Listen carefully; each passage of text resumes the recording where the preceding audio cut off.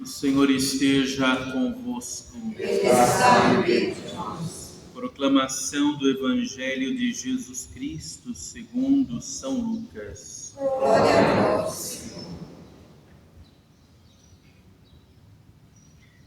Naquele tempo, Jesus, levantando os olhos para os seus discípulos, disse: Bem-aventurados vós os pobres, porque vosso é o reino de Deus. Bem-aventurados vós que agora tendes fome, porque sereis saciados. Bem-aventurados vós que agora chorais, porque havereis de rir. Bem-aventurados sereis quando os homens vos odiarem, vos expulsarem, vos insultarem e amaldiçoarem o vosso nome por causa do Filho do Homem. Alegrai-vos neste dia e exultai, pois será grande a vossa recompensa no céu, porque era assim que os antepassados deles tratavam os profetas. Mas ai de vós, ricos, porque já tendes vossa consolação. Ai de vós que agora tendes fartura, porque passais fome. Ai de vós que agora rides, porque tereis luto e lágrimas. Ai de vós quando todos vos elogiam. Era assim que os antepassados deles tratavam os falsos profetas. Palavra da salvação. Glória a vós, Senhor.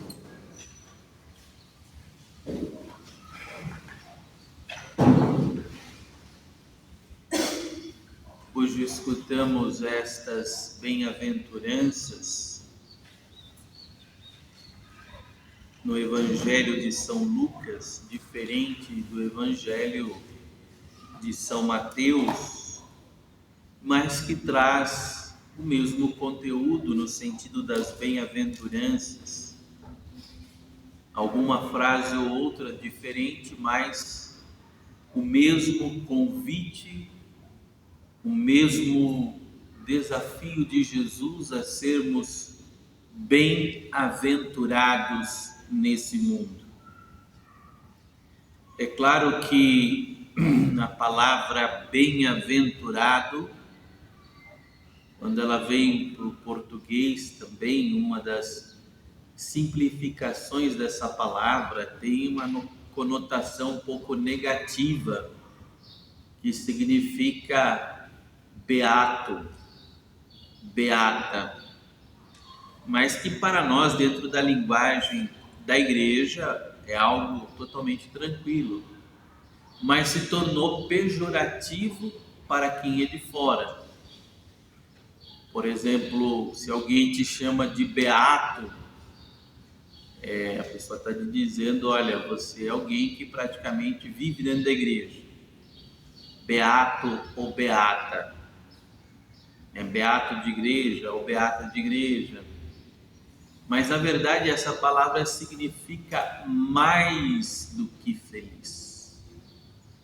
O que é um bem-aventurado senão alguém que descobriu em Deus uma felicidade maior do que uma felicidade puramente humana e mundana? Esse é o bem-aventurado. Alguém que encontra, mesmo nas adversidades da vida, uma profunda alegria de, mesmo nas adversidades, estar vivendo e estar fazendo a vontade de Deus. Porque, queridos, às vezes nós achamos que nos conhecemos só quando as coisas estão aparentemente tranquilas, em paz.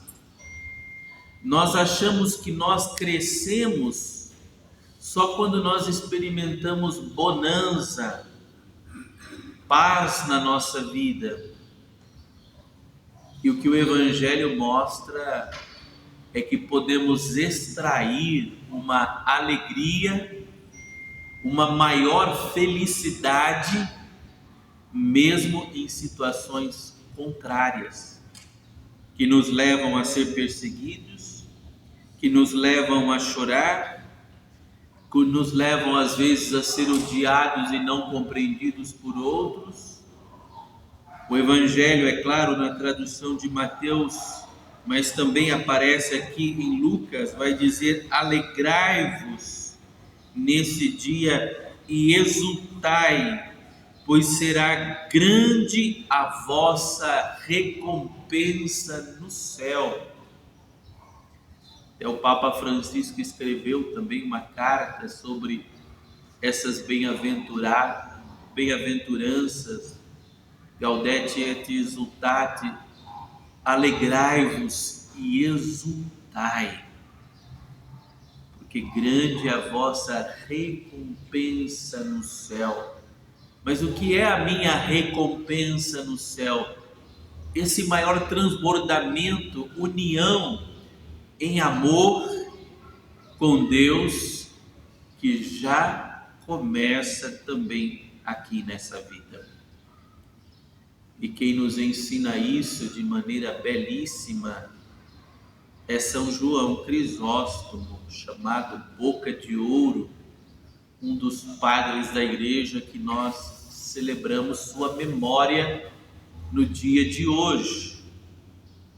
Ele nos ensina que desde o nosso batismo, já a nossa alma entra no mistério nupcial, no mistério de união com Deus.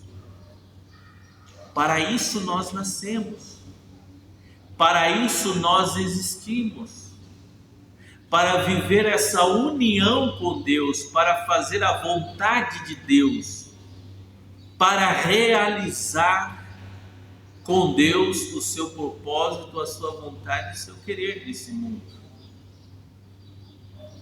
Então a nossa alma, a alma de cada um de nós, é mergulhado no batismo, nesse mistério de união com Deus.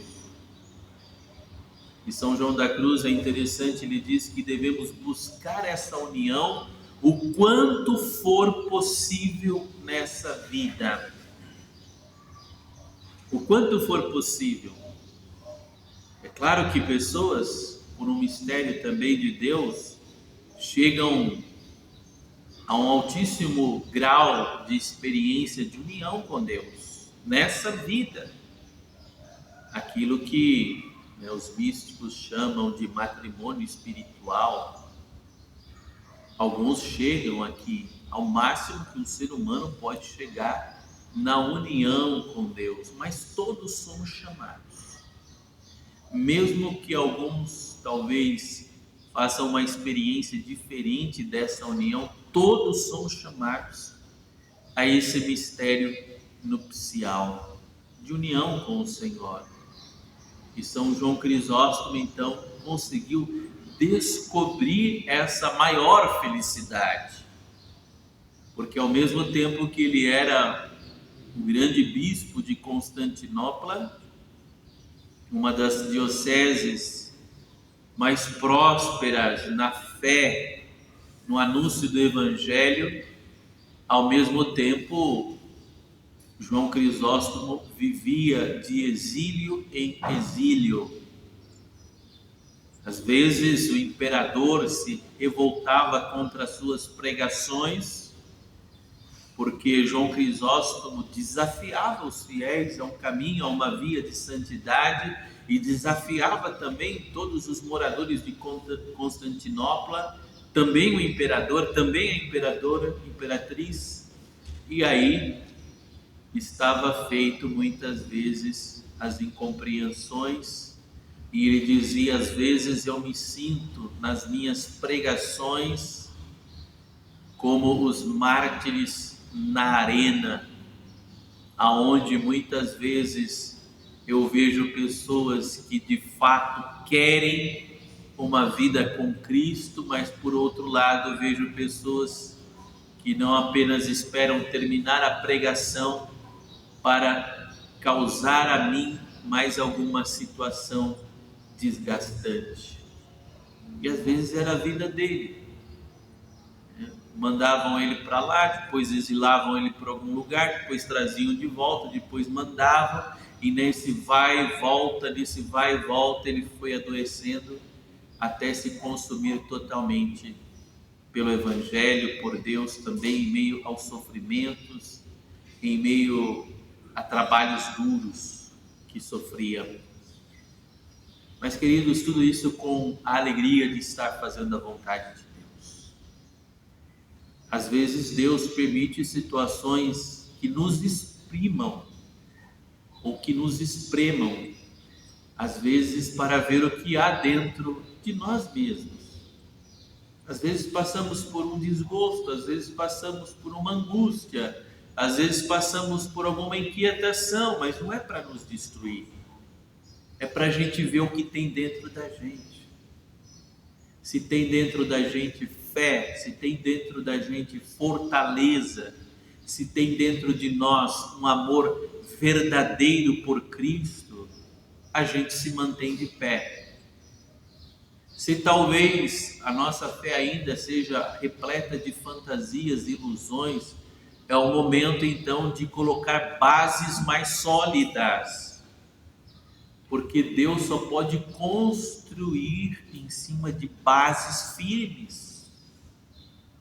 E às vezes Deus quer construir em cima de bases firmes.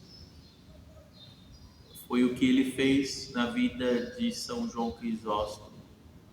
Deus queria alicerçar uma igreja local, Deus queria fazer dele uma grande luz colocada em lugar alto na igreja e no mundo, e precisou trabalhar essas bases dentro da sua alma.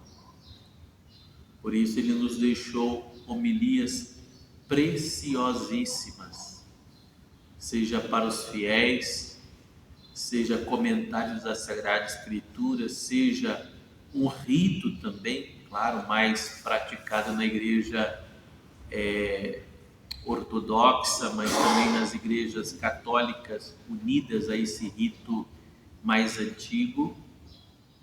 Nos deixa também livros sobre o sacerdócio, por exemplo, precioso para compreender o mistério do sacerdócio, ou seja, um homem que deixou tesouros que, enquanto estava sendo exprimido por Deus, lapidado também principalmente por Deus, foi alguém que trouxe à luz, deu à luz tesouros preciosos, porque encontrou essa maior felicidade. Se a gente quer ter um programa de felicidade, queridos, esse Evangelho, capítulo 6, do versículo 20 ao 26, deve estar bem gravado no nosso coração. Se queremos encontrar mais uma dica, mais um sinal, mais um esclarecimento da via de santidade pela qual Deus conduz os seus filhos, está aqui. Esse é o caminho dos que querem descobrir uma maior felicidade. Bem-aventurados, mais do que felizes, ou mais felizes com a felicidade que vem de Deus, com uma felicidade que tem horizonte de eternidade, não uma felicidade que é mais uma euforia, um entusiasmo que depois de alguns dias passou, acabou, mas uma felicidade que perdura, que gera em nós um desejo de eternidade, porque ela nos leva, nos atrai para lá. Louvado seja nosso Senhor Jesus Cristo. Para sempre seja louvado.